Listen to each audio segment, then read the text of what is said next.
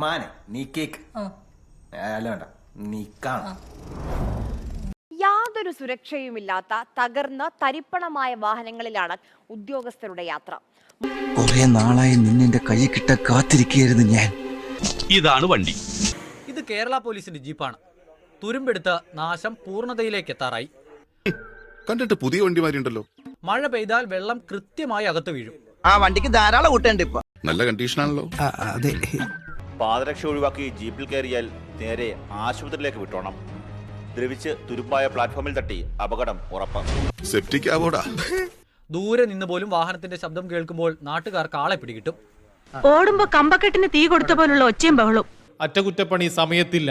സർക്കാർ വണ്ടിയാ, സർക്കാർ പണിച്ചോളും. സർക്കാർ പിന്നെ പുഴുങ്ങി അങ്ങ് തരും. ഒരു മുഴം കയറിലും 4 നട്ടിലും ബോൾട്ടിലുമാണ് ഈ പോലീസ് ജീപ്പ് ഓടുന്നത്. ഭയങ്കരം തന്നെ.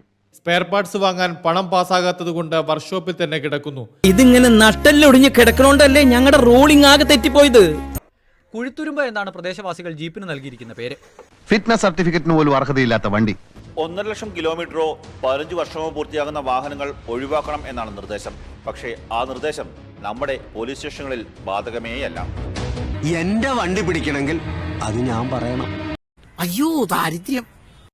മഹാഭൂരിപക്ഷം വണ്ടികളും പൊല്യൂഷൻ സർട്ടിഫിക്കറ്റ് ഇല്ലാതെയാണ് നിരത്തിൽ ഓടുന്നത്. ആഴ്ചക്കാഴ്ചക്ക് എന്റെ വണ്ടിക്ക് പൊല്യൂഷൻ സർട്ടിഫിക്കറ്റ് ചോദിക്കുന്ന പാർട്ടികളാ.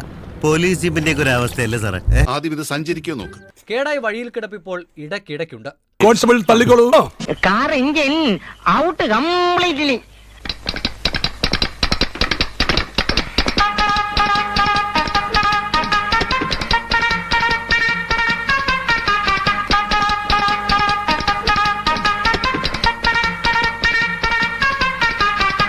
സാറന്മാരെ, ഈ വണ്ടി കൂടി ഒന്ന് തള്ളി തരുമോ? പാവല്ലേ സാറേ, തള്ളിക്കൊടുത്തേക്ക്.